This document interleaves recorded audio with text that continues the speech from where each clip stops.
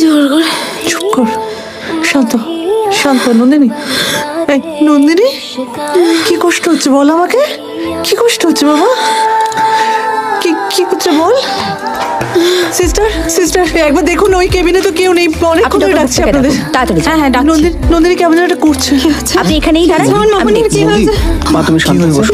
তুমি শান্ত বৌদি, আরে বৌদি কিছু বলছো না কেন? কি ও কি ফুলি কনসিয়াস? মানে কিছু বলছে? বলবে এনিথিং?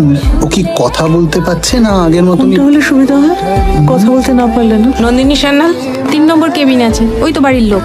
কি আপনারা? এএসআই পৃথা দত্ত, পেশেন্টের সঙ্গে একটু কথা বলবো। পেশেন্টের সাথে কেন কথা বলবেন? একটা কমপ্লেন এসছে আমাদের কাছে, কিসের কমপ্লেন? সেটা সময় এলেই জানতে পারবেন। আপাতত আমাকে আমার কাজটা করতে দিন। দেখি শুনুন ডক্টর, পেশেন্টকে একটু ইন্টারোগেট করবো, সামান্য 2-1 প্রশ্ন। এখন তো কথা বলা যাবে না।